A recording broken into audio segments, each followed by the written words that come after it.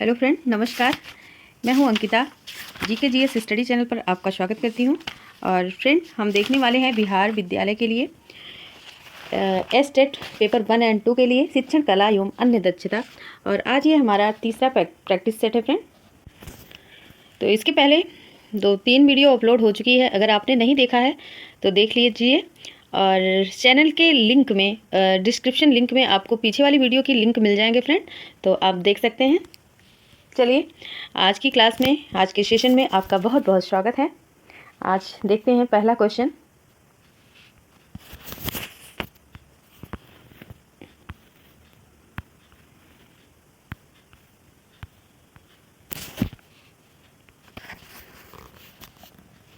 एक अधिक संख्या वाली कक्षा में सबसे उपयोगी विधि है वाद विवाद एंड विचार विमर्श, या दलगत कार्य, व्याख्यान या स्व अध्ययन।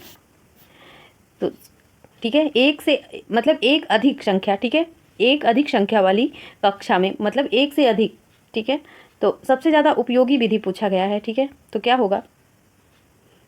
तो फ्रेंड, व्याख्यान, ठीक है, व्याख्यान विधि इसके लिए सबसे उपयोगी होगा, ठीक है। अगर वाद विवाद या विचार विमर्श पर दे दिया जाएगा तो कुछ ज़्यादा ही माहौल हो जाएगा, क्योंकि एक से अधिक कक्षा की बात हो रही है।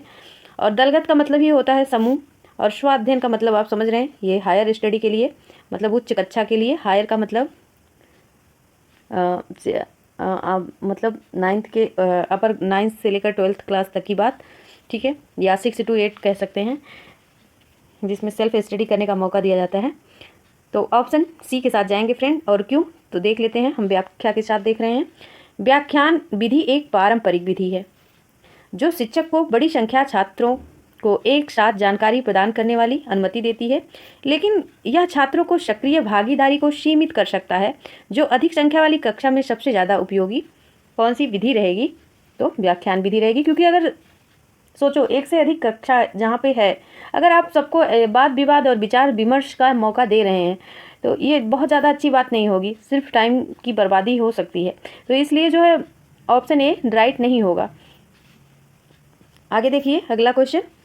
छात्र छात्राओं के मिश्रित कक्षा में सहयोग उन्नत करने हेतु अच्छी विधि है दलगत कार्य, व्याख्यान, प्रदर्शन या सम्मिश्रित विधि। तो इसको आप बहुत आसानी से कह सकते हैं, क्योंकि यहाँ पर मिश्रित कक्षा और सहयोग में उन्नत करने की बात कही है। तो मिश्रित कक्षा वहाँ पर होगी जहाँ पर समूहगत कार्य होगा, ठीक है, सामूहिक रूप से कार्य होगा, मतलब दलगत कार्य होगा। Option A is right answer है। और नेक्स्ट प्रश्न देख रहे हैं फ्रेंड। इनमें से एक शिक्षण के त्रिध्रुवीय प्रक्रिया का केंद्र बिंदु नहीं है। शिक्षण विधि, शिक्षक, शिक्षार्थी या विषय वस्तु। तो नहीं है पूछा गया है, तो शिक्षण विधि, ठीक है, शिक्षण विधि नहीं है, क्योंकि शिक्षण की त्रिध्रुवीय प्रक्रिया में कौन कौन होता है? शिक्षक होता है, शिक्षार्थी होता है, शिक्षक, शिक्षार्थी, ठीक है, शिक्षक, शिक्षार्थी, और कौन होता है? और विषय वस्तु होता है, ठीक है, विषय वस्तु। जबकि यहाँ पे उचित नहीं है, शिक्षण विधि यहाँ पे रिलेवेंट ऑप्शन नहीं है, तो option A is right answer हो जाएगा। आगे चलते हैं अगले क्वेश्चन की तरफ। शिक्षण का लक्ष्य है सूचना प्रदान करना, छात्रों को क्रिया में शामिल करना, ज्ञान अंतर निर्विष्ट करना, या व्यवहार में वांछित बदलाव लाना। तो कौन सा ऑप्शन इसमें बेटर होगा फ्रेंड? शिक्षण का लक्ष्य पूछा गया है तो व्यवहार में वांछित बदलाव करना। शिक्षण का मतलब ये होता है कि व्यवहार में बदलाव, व्यवहार में चेंजेस, ठीक है। तो option D is right answer. Next question पर चलते हैं। नेक्स्ट क्वेश्चन को देखेंगे।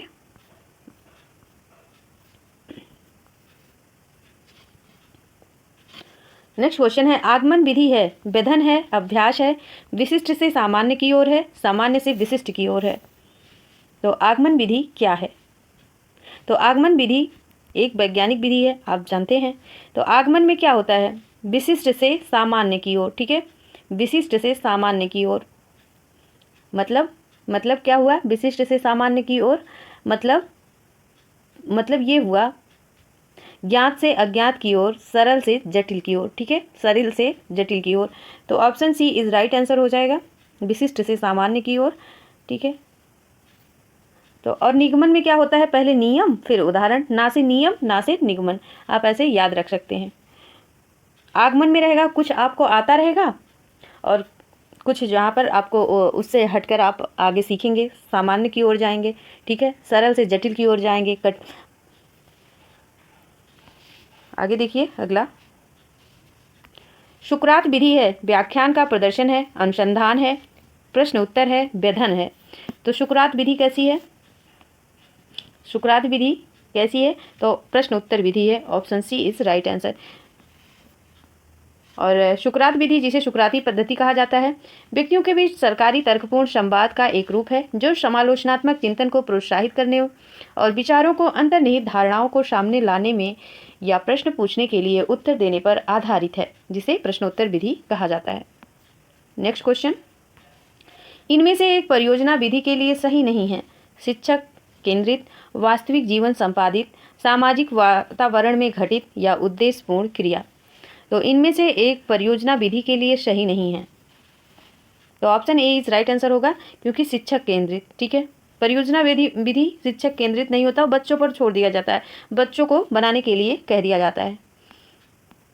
तो देख लीजिए, परियोजना विधि छात्रों को सक्रिय रूप से शिक्षा प्रक्रिया में भाग लेने के लिए प्रेरित करता है। शिक्षक केंद्रित परियोजना विधि को छात्रों को केंद्र में रखने के बजाय शिक्षक को केंद्र में रखता है, इसीलिए सही नहीं है। अतः विकल्प बी सी डी सही है, जबकि सही क्या नहीं है, तो option A is right answer. आगे देखेंगे, नाटक एवं भूमिका निर्वाह अनुकूलन है पढ़ाने के लिए। क्या पढ़ाने के लिए? विज्ञान, गणित, इतिहास या भूगोल। ये रिपीटेड प्रश्न है फ्रेंड, तो option C is right answer होगा, इतिहास।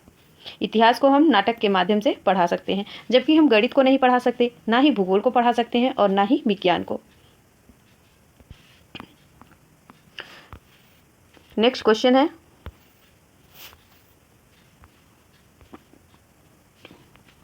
मनोगत्यात्मक क्रिया का उदाहरण है।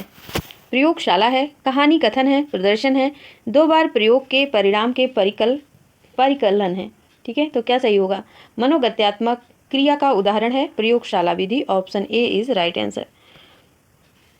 तो प्रयोगशाला मनोगत्यात्मक क्रिया का उदाहरण है जो मानसिक गतिविधियों से संबंधित है, और इस प्रकार की क्रिया में विचार, कल्पना, योजना बनाना, निर्णय लेना आदि शामिल होते हैं।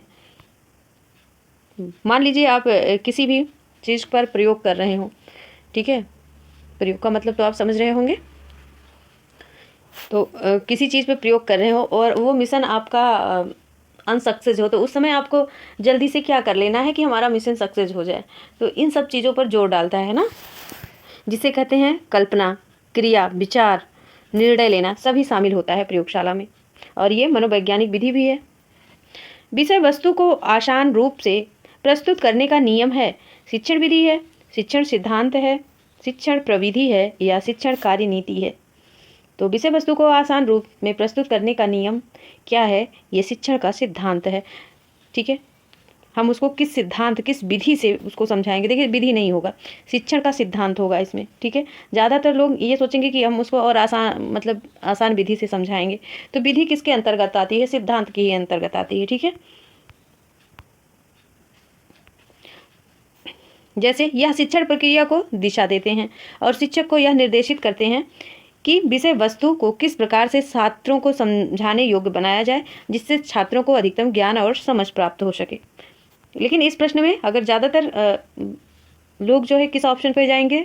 ऑप्शन ए पर, जबकि ऑप्शन ए राइट आंसर नहीं है। आगे देखिए अगला क्वेश्चन, प्रस्तावना विधि है तो पूर्व ज्ञान से है, नवीन ज्ञान से है, विशिष्ट उद्देश्य से है या उद्देश्य कथन से है। तो प्रस्तावना में हम क्या करते हैं? पूर्व ज्ञान को जोड़ते हैं ना, तो option A is right answer. अब देख लीजिए, जैसे यहाँ पे दिया है, आपने बीएड वगैरह किया होगा, आपको पता होगा। जैसे अभी आप पूछ रहे हो बच्चे से तारे, चंद्रमा, तो बच्चों को पता है, बच्चों से तारे बोला तो वो चंद्रमा तक पहुंच गए, तो इतनी बातें पता है। तो आप, अध्यापक यहाँ पे क्या कर रहा है? अध्यापक ने चंद्रमा का पर्यायवाची पूछ लिया, ठीक है।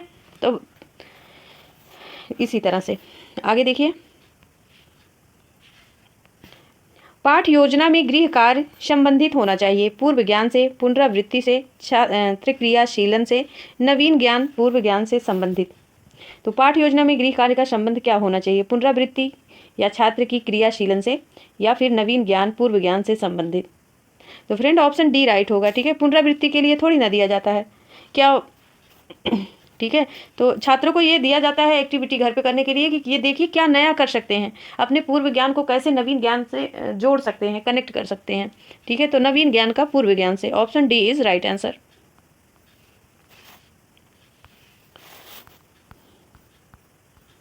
नेक्स्ट क्वेश्चन है, पाठ योजना के खोजी प्रश्न की आवश्यकता है, पूर्व ज्ञान से है, पूर्व अनुभव से है, विषय ज्ञान से है या उपरोक्त सभी। तो इसमें सभी हो जाएगा, option D is right answer. क्योंकि जब पाठ योजना बनाते हैं, हम किसी खोज के लिए बनाते हैं, तो उसमें शिक्षक छात्रों को पूर्व ज्ञान, पूर्व अनुभव, विषय ज्ञान सभी का उपयोग करते हैं। प्रश्न संख्या 14 देखिए, विशिष्ट उद्देश्य की उपलब्धि सुनिश्चित करने हेतु होता है श्याम पट्टकार, उद्देश्य कथन, पुनरावृत्ति या मूल्यांकन। तो उपलब्धि की बात हो रही है ना, उपलब्धि सुनिश्चित करना है। मान लीजिए किसी बच्चे के आपको कार्य की एक्टिविटी या आकलन करना है, तो उसको आप कैसे करेंगे? तो उसको मूल्यांकन द्वारा ही करेंगे, option D is right answer.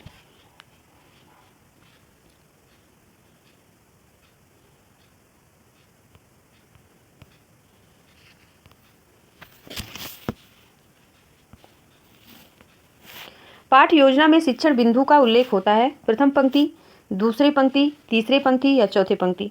तो पाठ योजना में शिक्षण बिंदु का उल्लेख होता है फ्रेंड प्रथम पंक्ति में होता है। इसमें विशिष्ट उद्देश्यों के साथ साथ शिक्षण की क्रिया सामग्री की पूर्ण जानकारी शामिल होती है। तो पहली पंक्ति में जब आप पाठ योजना बना रहे हो तो उसमें किन किन चीज़ों का प्रयोग कर रहे हैं आप पहले पंक्ति में ही लिखा होता है। ठीक है, पहली रो में लिखा होता है या शामिल किया जाता है। अगला क्वेश्चन,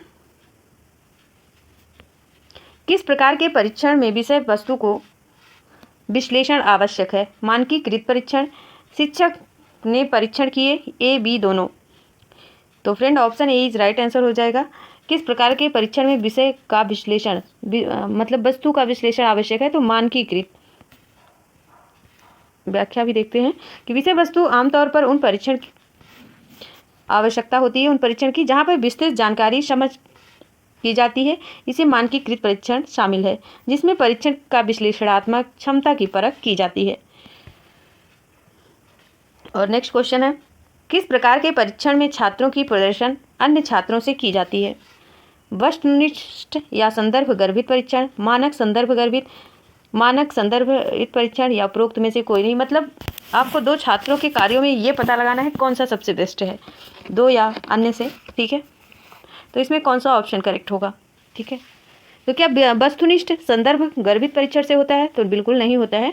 और मानदंड की तो कोई बात ही नहीं है, तो इसमें मानक संदर्भित होगा, option B is right answer. Next question को देखते हैं, नियोजित साक्षात्कार को कहा जाता है संरचनात्मक साक्षात्कार, केंद्रित साक्षात्कार, पैनल साक्षात्कार या सामूहिक साक्षात्कार।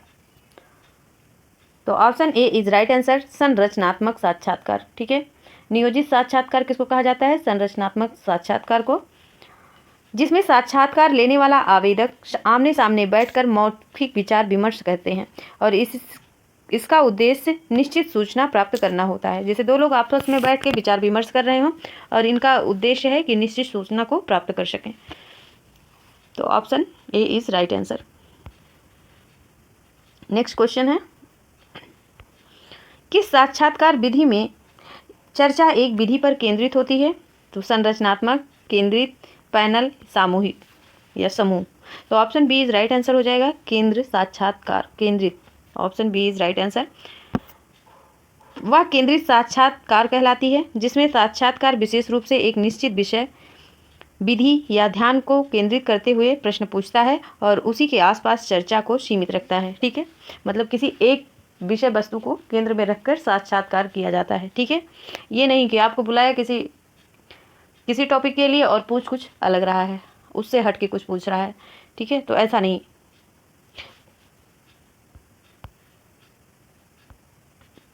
अगला है, आइटम विश्लेषण आमतौर पर यह पता लगाने पर केंद्रित होता है ध्यान भटकाने वाले की प्रभावशीलता, सुविधा सूचकांक, भेदभाव शक्ति, उपरोक्त सभी।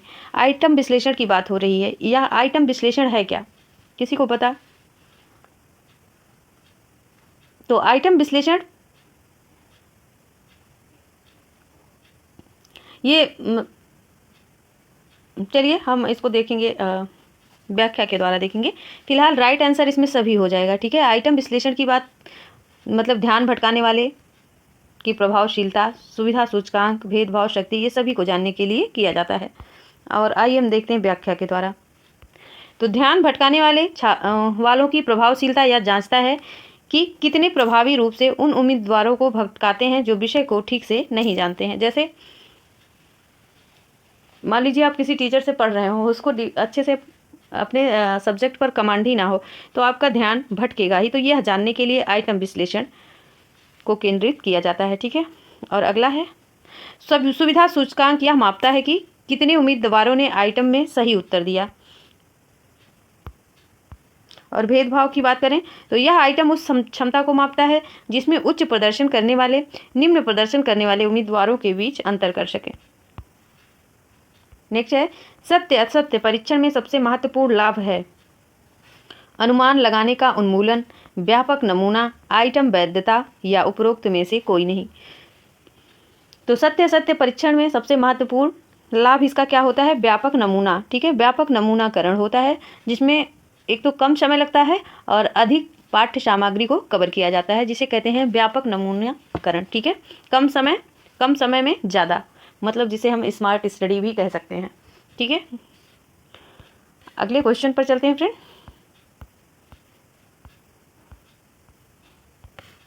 और अगला क्वेश्चन है यदि किसी वस्तु की कठिनाई सूचकांक 5% है तो वह डैश है, मुश्किल है, बहुत आसान है, स्वीकार्य है। तो फ्रेंड अगर आप ये समझिए, अगर 100% में सिर्फ 5% है तो इसका मतलब ये तो यही है ना कि बहुत मुश्किल है ना।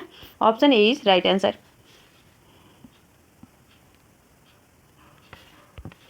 आमतौर पर अंकन और रिपोर्ट प्रणाली का प्रकार है माता पिता को पत्र, पारंपरिक अंकन प्रणाली, पास फेल प्रणाली या उपरोक्त सभी। तो आमतौर पर अंकन रिपोर्ट प्रणाली का प्रकार क्या है? आमतौर पर बात की जा रही है, तो option D is right answer होगा, क्योंकि ये सभी है, ठीक है। क्योंकि अंकन रिपोर्ट प्रणाली में माता पिता को पत्र, शिक्षक छात्र की प्रगति, उपस्थिति, व्यवहार के बारे में माता पिता को सूचित किया जाता है। पारंपरिक अंकन प्रणाली छात्रों को परीक्षा में असाइनमेंट में दिए गए अंक दिए जाते हैं जिससे उनका मूल्यांकन किया जाता है। और पास फेल प्रणाली छात्रों को पास फेल श्रेणी में रखा जाता है। अतः उपयुक्त सभी ऑप्शन उसमें राइट ही हैं, ठीक है। तो अगला क्वेश्चन हम देखते हैं। मापन मूल्यता है, संख्यात्मक मूल्य है, गुणात्मक मूल्य है, मूल्य निर्णय है, उपरोक्त में से कोई नहीं है। तो मापन मूल्यता संख्यात्मक मूल्य है, और कल हमने ऐसा ही एक क्वेश्चन देखा था जिसमें गुणात्मक आया था, ठीक है। तो मापन मूल्यता है, ठीक है, तो ये संख्यात्मक मूल्य है, option A is right answer. और यह मूल्यांकन का वह भाग है जो मात्रा अंकों में, मध्यमान, प्रतिशत, औसत में व्यक्त किया जाता है। मापन छात्रों की प्रगति संख्याओं, आंकड़ों को व्यक्त करता है। मापन की बात हो रही है, मेजरमेंट, ठीक है। अब बात करते हैं अगले क्वेश्चन। मूलता मूल्यांकन है, ठीक है। हमने मूल्यांकन की शायद बात की थी, याद आ रहा है हमें। तो मूलता मूल्यांकन है गुणात्मक मूल्य, संख्यात्मक मूल्य, निर्णय मूल्य। तो यहाँ पे होगा मूल्य का निर्णय, ठीक है। मूलता मूल्यांकन किसका होता है? मूल्य का निर्णय। मूल्यांकन हम कैसे करते हैं?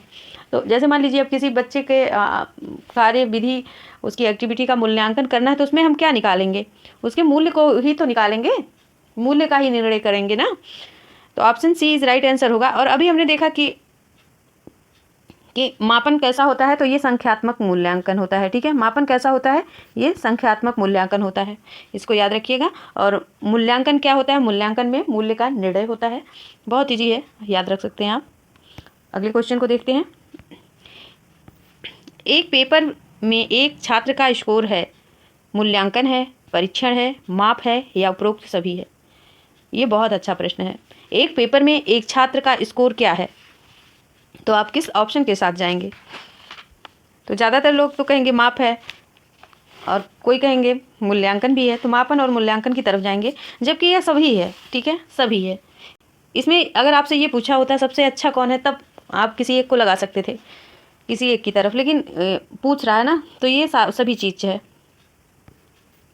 ऑप्शन मूल्यांकन तक कैसे करेंगे? परीक्षण के थ्रू ही तो करेंगे, परीक्षा करेंगे, टेस्ट लेंगे और उसको मापेंगे, तभी तो मूल्यांकन होगा। ठीक है,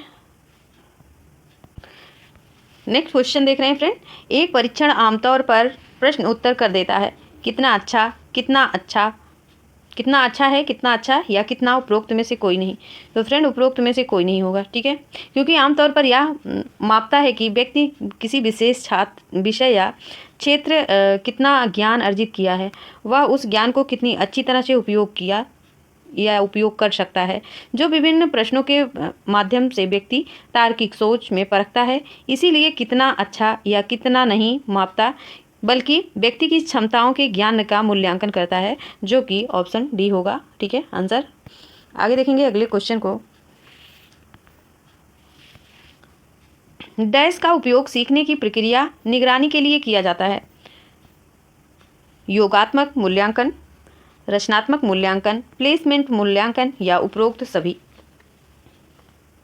तो option B is right answer हो जाएगा, रचनात्मक मूल्यांकन, क्योंकि सीखने की प्रक्रिया में निगरानी के लिए रचनात्मक मूल्यांकन का उपयोग किया जाता है, जिसका उपयोग छात्र की प्रगति अधिगम की प्रक्रिया के दौरान किया जाता है, और इसका प्रयोग उन छात्रों की पहचान के लिए किया जाता है जिन्हें अतिरिक्त सहायता की आवश्यकता होती है।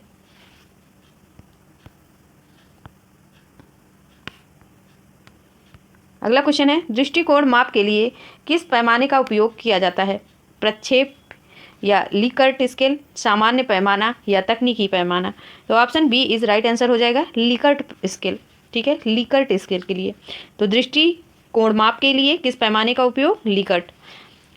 और ये लिकर्ट होता क्या है? तो लिकर्ट स्केल एक क्रम सूचक पैमाना होता है जो व्यक्तियों के दृष्टिकोण भावनाओं को मापने के लिए अक्सर प्रयोग किया जाता है। ठीक है, या उस अवसर पर प्रयोग किया जाता है।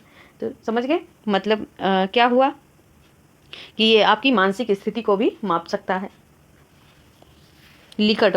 ठीक है, दृष्टिकोण याद रखिए। और नेक्स्ट क्वेश्चन है, योग्यता परीक्षण का उपयोग यह मापने के लिए किया जाता है। वर्तमान उपलब्धि, योग्यता प्राप्त, संभावित क्षमता, समग्र मानसिक क्षमता। और ये सारे प्रीवियस ईयर क्वेश्चन है फ्रेंड। ठीक है, सारे पूछे गए प्रश्न हैं और 2023 में ही पूछे गए हैं।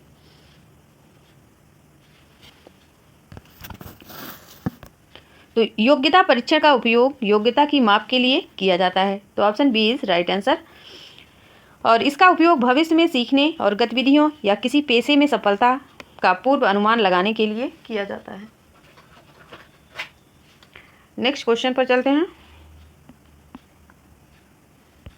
अब ये जीके जीएस से क्वेश्चन आया, निम्नलिखित में कौन सहमति की आयु विधेयक विरोध करने के लिए जाना जाता है? तो बेहराम जी मालवारी, बाल गंगाधर तिलक, महात्मा गांधी, या बिपिन चंद्र पाल। ठीक है, तो option B is right answer है, बाल गंगाधर तिलक।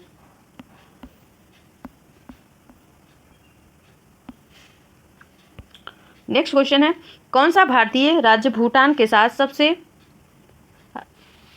सबसे लंबी, ठीक है यहाँ लंबी कट गई है, हम यहाँ लिख दे रहे हैं, तो सबसे लंबी, ठीक है, सबसे लंबी भूमि को साझा करता है? असम करता है, सिक्किम करता है, अरुणाचल प्रदेश करता है, या पश्चिम बंगाल?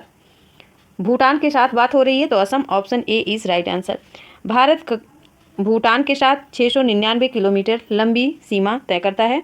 भूटान की सीमा लगभग 267 किलोमीटर, अरुणाचल प्रदेश की 217, पश्चिम बंगाल की 183 और सिक्किम की कितना है? तो 32, जो आपको दिखाई नहीं दे रहा, इधर लिखा है, तो 32। सबसे कम किसकी है? सिक्किम की है। ठीक है, लेकिन यहाँ पे सबसे लंबी की बात हुई है, तो option A is right answer. Next question, वाणिज्यिक बैंक की अपने ऋणों और अग्रिमों विस्तार करके जमा राशि विस्तार करने की निम्नलिखित में से क्या कहा जाता है? पूंजी विस्तार, क्रेडिट विस्तार, क्रेडिट नियंत्रण, क्रेडिट निर्माण। तो option D is right answer. ठीक है, क्रेडिट निर्माण। और शाख निर्माण बैंक वह शक्ति है जिन्हें वह ऋण अग्रिम और विनियोगों के द्वारा अपनी गौण जमा प्राथमिक से अधिक विस्तार करते हैं। नेक्स्ट क्वेश्चन है, 34 number question, Bihar socialist party की स्थापना 1934 में हुआ, इसमें सचिव थे आचार्य नरेंद्र देव, जयप्रकाश नारायण, रामवृक्ष बेनीपुरी, कर्पूरी ठाकुर। तो इसमें Jayaprakash Narayan, option B is right answer. Bihar socialist party की स्थापना के सचिव कौन थे? तो जयप्रकाश नारायण। और सन की बात तो 1934 ईस्वी।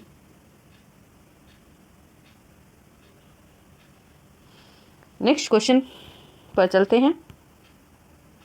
तो इधर देख लीजिए व्याख्या। बिहार सोशलिस्ट पार्टी को 1931 में गंगा शरण, रामवृक्ष बेनीपुरी, रामानंद मिश्रा ने स्थापित किया और इन औपचारिक स्थापना 1934 में पटना के अंजुमन इस्लामिया में हुई और जिसके अध्यक्ष आचार्य नरेंद्र देव और सचिव कौन थे? जयप्रकाश नारायण। अगर आपसे आज अध्यक्ष पूछ लिया गया तो नरेंद्र देव, ठीक है। सचिव जयप्रकाश नारायण। नेक्स्ट क्वेश्चन है, सियोम ब्रिज उद्घाटित किस राज्य केंद्र में शामिल प्रदेश में किया गया? केंद्र शासित प्रदेश में किया गया, ठीक है, शामिल नहीं है। सियोम ब्रिज का उद्घाटन असम में, जम्मू कश्मीर, अरुणाचल प्रदेश, पंजाब। तो फ्रेंड अरुणाचल प्रदेश में। कब किया गया? जनवरी 2023। और रक्षा मंत्री कौन थे तब? राजनाथ सिंह। अरुणाचल प्रदेश में सियोम पुल का उद्घाटन किया गया। और कितना लंबा है? तो 100 मीटर यह लंबा है। किस नदी पर है? सियोम नदी पर। सियोम से आप गेस लगा सकते थे। और नेक्स्ट क्वेश्चन, इनमें से कौन सा वन उत्पादन के प्रत्यक्ष उपयोग को संदर्भित नहीं करता है? चढ़ने के लिए घास, गोंद और रेजिन, दवा, टोकरियों के लिए बस, ठीक है, टोकरियों के लिए बांस। तो टोकरियों के लिए बांस। तो उत्पादों के प्रत्यक्ष उपयोग को संदर्भित नहीं करता, कौन सा ऑप्शन सही होगा? Option B is right answer, गोंद और रेजिन।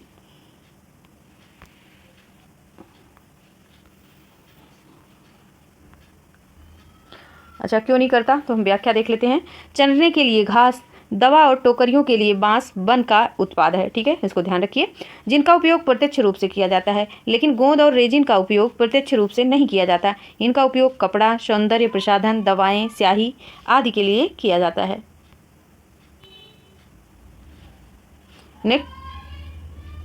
नेक्स्ट क्वेश्चन है, इनमें से कौन सा वनों की हानि का कारण नहीं बनता है? प्रजातियों का लुप्त होना, औद्योगिकरण, बांध बनाना, खनन करना या ईंधन की लकड़ियों का व्यापक उपयोग। तो इनमें से कौन सा वनों की हानि का कारण नहीं बनता है?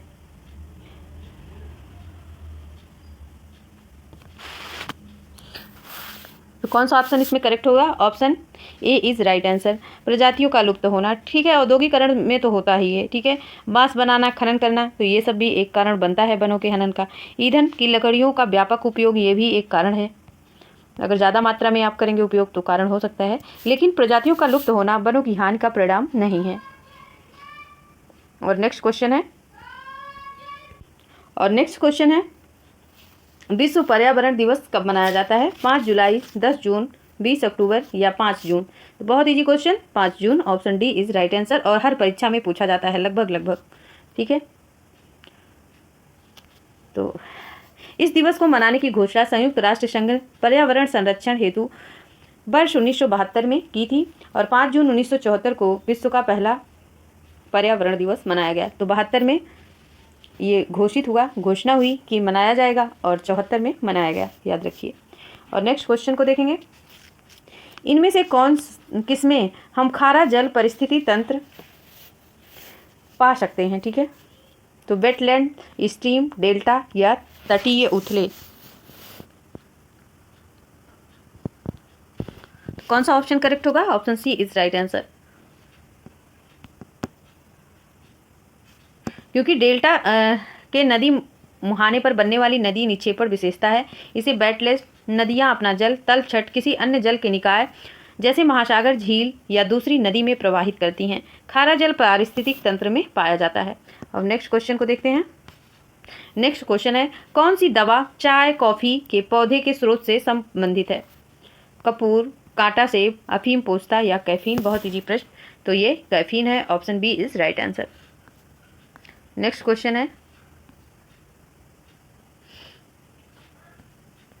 क्वेश्चन है, मैराथन का दौड़ना, ठीक है, मैराथन का अर्थ है दौड़ना, जिसे हाइब्रेनेशन का अर्थ है, याद रखिए, सर्दी, भालू, सपना, नींद। तो फ्रेंड हाइबरनेशन आपने पढ़ा हो शायद, तो नींद से है, option B is right answer. क्योंकि जिस प्रकार मैराथन का अर्थ लंबी दौड़, उसी प्रकार हाइबरनेशन का अर्थ लंबी नींद। नेक्स्ट क्वेश्चन, नीचे दिए गए शब्दों की श्रेणी से संबंधित विकल्प का चयन कीजिए। सिनेमा, अभिनेता, निर्देशक। किताब है, रोग है, प्रिंसिपल है, रंगमंच है, क्या है? नीचे दिए गए शब्दों की श्रेणी से संबंधित विकल्प का चयन करना है। सिनेमा, अभिनेता, निर्देशक। निर्देशक के बाद रंगमंच आ सकता क्या? कौन सा ऑप्शन करेक्ट है? तो चलिए फ्रेंड, आज यहीं तक। नहीं, थोड़ा सा और देखेंगे, क्योंकि थोड़ा और देखना है ना, थोड़ा क्वेश्चन और देखेंगे हम।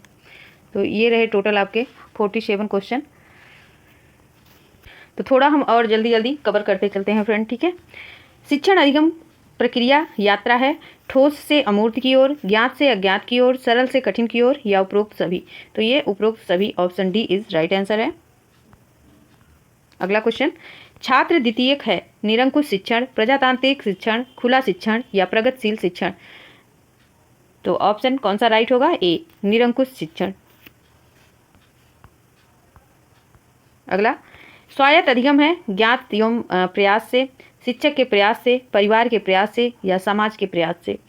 तो स्वायत्त अधिगम की बात हुई है, तो option A is right answer, ज्ञात एवं स्वप्रयास से। और अगला क्वेश्चन है, अनुदेशनात्मक, ठीक है, अनुदेशनात्मक उद्देश्य लिखने में प्रयोग होता है संज्ञा, विशेषण, क्रिया, क्रिया विशेषण। तो option C is right answer, क्रिया। अगले क्वेश्चन को देखते हैं। अगला क्वेश्चन, ब्लूम के वर्गीकरण के संज्ञानात्मक पदानुक्रम की एक आलोचना है, न्यूनतम स्तर अनावश्यक है, व्यापक रूप से क्रिया का पदानुक्रम है, या शिक्षण की रीढ़ नहीं है, या उपरोक्त सभी। तो option A is right answer, न्यूनतम स्तर पर अनावश्यक है।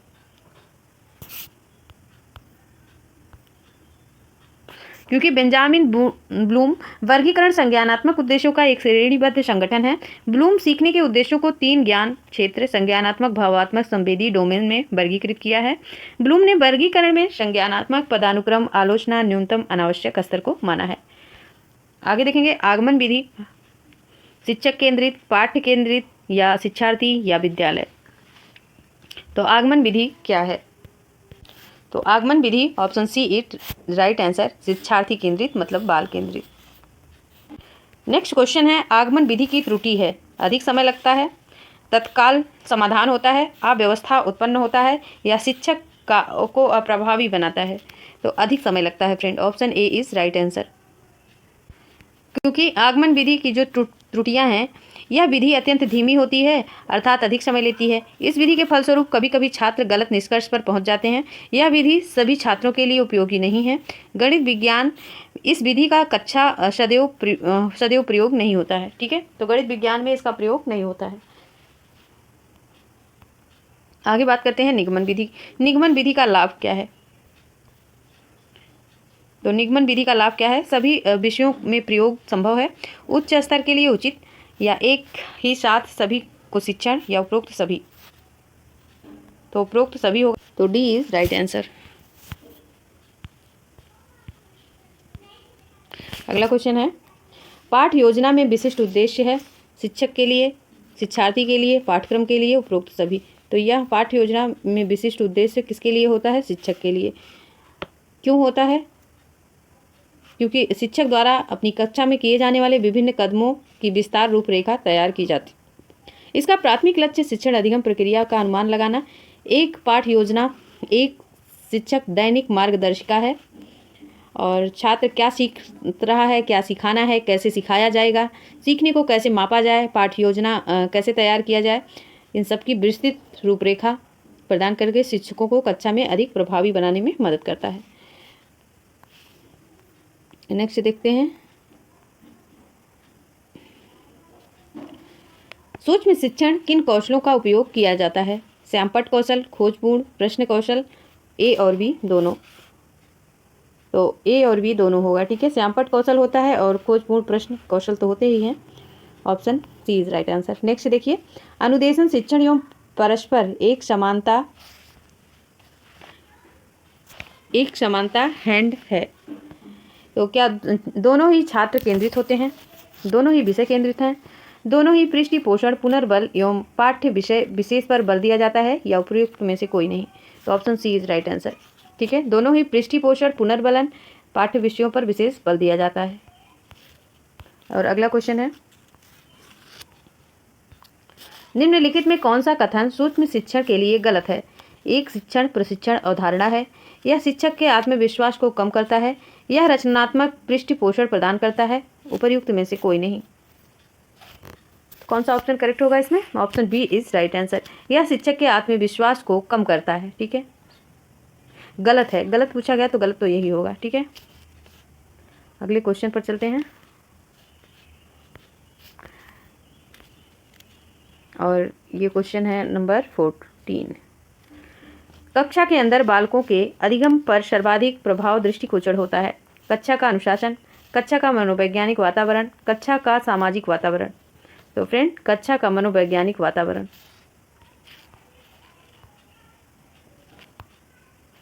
अगला क्वेश्चन, समावेशी के मूल सिद्धांत हैं। समावेशी शिक्षा के मूल सिद्धांत, इसमें हर वर्ग के बच्चे शामिल हैं, समावेशन विविधता को महत्व देता है। तो ए और बी दोनों राइट ही होगा। Option C is right answer. अगला क्वेश्चन है, पुस्तकालय एक ऐसी जगह है जहाँ ढेर सारी किताबें रखी हुई हैं, ढेर सारे खिलौने रखे हुए हैं, ढेर सारे कपड़े रखे हुए हैं, या उपयुक्त में से कोई नहीं। तो पुस्तकालय से किसका संबंध है? किताबों का। Option A is right answer. अगला क्वेश्चन, निम्नलिखित में कौन सा एक पुस्तक का प्रकार नहीं है? तो ये सामान्य पाठ्य पुस्तक, संदर्भ पुस्तक, या ए और बी दोनों? तो दोनों है। Option B is right, C is right answer. और अगला क्वेश्चन, निम्नलिखित में कौन सा गुण शिक्षकों का नहीं है? सहानुभूति, संचार, रचनात्मकता, या ईर्ष्या? तो ईर्ष्या नहीं है। Option D is right answer. देखिए कितनी बार क्वेश्चन रिपीट हुए हैं पिछली ईयर, अब की बार तो पता नहीं क्वेश्चन यहीं से उठेगा, कहीं और से नहीं हो सकता है, थोड़ा सा टाइप चेंज हो। एक शिक्षक के निम्नलिखित में से कौन से व्यक्तिगत गुण शिक्षण को प्रभावित करते हैं? संवेदनशीलता, प्रबंधन क्षमता, सामाजिक कौशल, या इनमें से कोई नहीं? तो option A is right answer, संवेदनशीलता, क्योंकि संवेदनशील शिक्षक होना बहुत आवश्यक है। अगला है, उच्च शिक्षा में शिक्षक की भूमिका होती है छात्रों को स्वाध्ययन को बढ़ावा देना, छात्रों को जानकारी प्रदान करना, छात्रों को समस्या हल करने में उनकी मदद करना, इनमें से कोई नहीं। तो कौन सा ऑप्शन करेक्ट होगा? तो option A is right answer, क्योंकि उच्च शिक्षा में ही किसको बढ़ावा दिया जाता है? स्वाध्ययन, सेल्फ स्टडी को। Option A is right answer. और अगला क्वेश्चन आपको नहीं दिख रहा होगा, चलिए अगला क्वेश्चन देखिए। मूल्यांकन प्रक्रिया संबंधित है संपूर्ण अधिगम प्रक्रिया, परीक्षा, जांच, या मापन? तो option A is right answer, संपूर्ण अधिगम प्रक्रिया से। और नेक्स्ट क्वेश्चन है, निम्नलिखित में कौन मूल्यांकन का उपकरण नहीं है? निर्धारण मापनी, प्रोजेक्ट रिपोर्ट, जांच सूची, या संचयी रिकॉर्ड? तो option B is right answer, project report, ये मूल्यांकन का उपकरण नहीं है। तो निर्धारण मापनी, जांच सूची, संचयी रिकॉर्ड, ये सब तो हैं। और अगला क्वेश्चन, पोर्टफोलियो एक उपकरण है छात्रों के काम का संग्रह समय अवधि, या छात्रों के अंक का संग्रह समय अवधि, या छात्रों के ग्रेड का समय संग्रह या समय अवधि, या उपरोक्त सभी? तो option A is right answer, छात्रों के काम का संग्रह समय अवधि। नेक्स्ट क्वेश्चन, खेल का उद्देश्य है शारीरिक विकास, नैतिक विकास, उपरोक्त दोनों? तो दोनों ही है। Option C is right answer.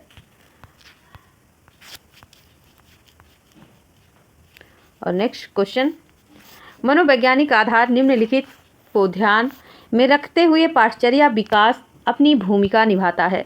छात्र संवेदना, छात्र प्रकृति, छात्र खुशी, छात्रों की जरूरतें। तो जरूरतों को लेकर, ठीक है। Option D is right answer. Next question, Bharatiya Samaj की विशेषता है रूढ़िवादी और अवैज्ञानिक, खुला, या अस्तरीय? तो option D is right answer है। डी नहीं, सॉरी, सी है, ठीक है, यहाँ पे गलत दिया है। तो सी इज राइट आंसर, खुला।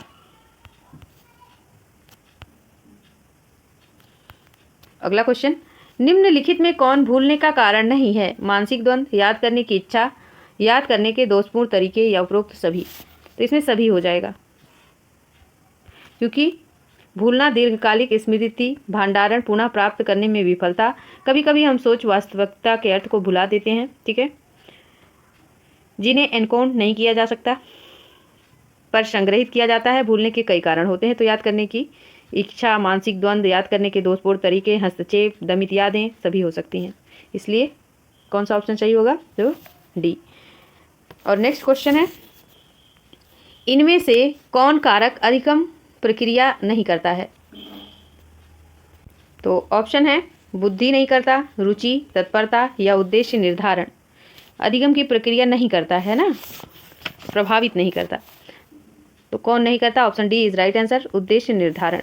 नेक्स्ट क्वेश्चन है, श्रव्य दृश्य सामग्री सुविधा प्रदान करती है, बहुसंवेदी, केवल दृश्य, केवल श्रव्य। तो friend option A is right answer, बहुसंवेदी। केवल एक से तो काम नहीं चलेगा ना, तो इसलिए बहुसंवेदी। डायंस ब्लॉक का उपयोग किया जाता है। डायंस ब्लॉक का उपयोग किया जाता है, किसमें किया जाता है? जोड़, घटाव, उपरोक्त दोनों या कोई नहीं। तो option C is right answer, ठीक है, दोनों में। नेक्स्ट देखिए, लाला लाजपत राय को इस नाम से जाना जाता था, शेरे बंगाल, शेरे महाराष्ट्र, शेरे कश्मीर, शेरे पंजाब। तो शेरे पंजाब, ठीक है, option D is right answer. ये भारत के महान स्वतंत्रता सेनानियों में एक थे। बिपिन चंद्र पाल, बाल गंगाधर तिलक मिलकर चरमपंथी नेताओं की टिकड़ी बाल पाल बनाई थी, ठीक है। चरम नहीं था फ्रेंड, नरम गरम तो सुना था हमने। 1928 में साइमन कमीशन के विरोध में लाठी चार्ज से इनकी मृत्यु भी हुई थी। और नेक्स्ट क्वेश्चन को देखते हैं, निम्नलिखित में किस मानसून से भारत में सर्वाधिक वर्षा होती है? उत्तर पूर्व मानसून, दक्षिण पश्चिम मानसून, दक्षिण पूर्व मानसून या पूर्व एशिया मानसून। तो किस मानसून से अधिक होती है? दक्षिण पश्चिम मानसून से। Option B is right answer. भारत की बात हो रही है, भारत में सर्वाधिक दक्षिण पश्चिम। और ये आता कहाँ से है? तो ये मानसून जो है अरब सागर से उत्पन्न होता है। और ये किस महीने में? तो जून और सितंबर के मध्य में वर्षा करता है। अगला क्वेश्चन, विश्व में सबसे अधिक इंटरनेट उपयोगकर्ता किस देश में है? चीन, यूएसए, भारत, ब्राजील। तो चाइना में है friend, option A is right answer. Next question, Bihar में किसके नेतृत्व में सर्वदलीय दल ने साइमन कमीशन का बहिष्कार किया था?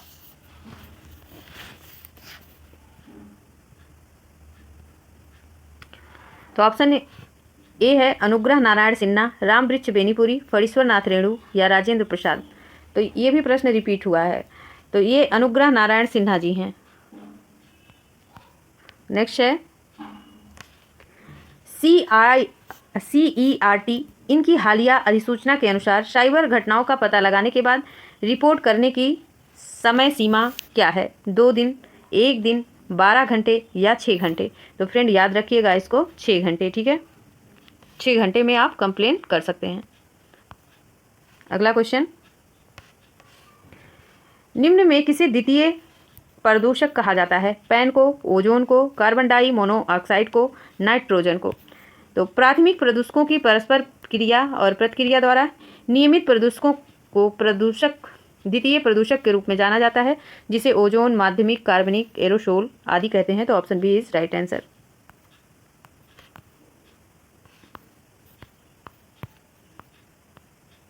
अगला क्वेश्चन देखते हैं फ्रेंड, और ये अगला क्वेश्चन है, सोमवार, अप्रैल और शुक्रवार, ठीक है, सोमवार, अप्रैल, शुक्रवार। अजीब सा प्रश्न है, तो कौन सा ऑप्शन करेक्ट होगा?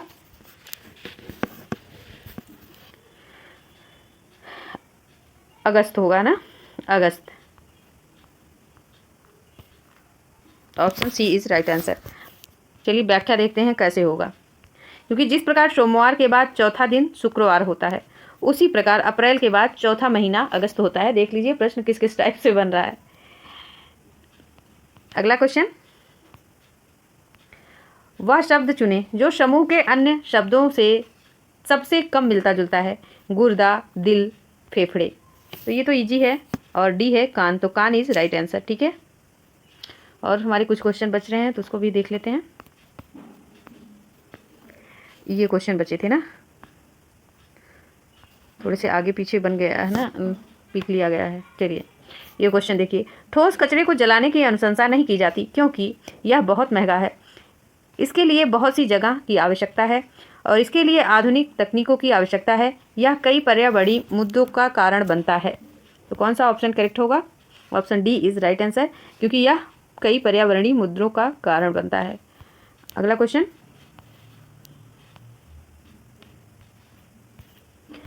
किस प्रकार की खेती से वनों की कटाई अधिक होती है? निर्वाह, वाणिज्यिक, मिश्रित या डेयरी? तो निर्वाह के लिए option A is right answer.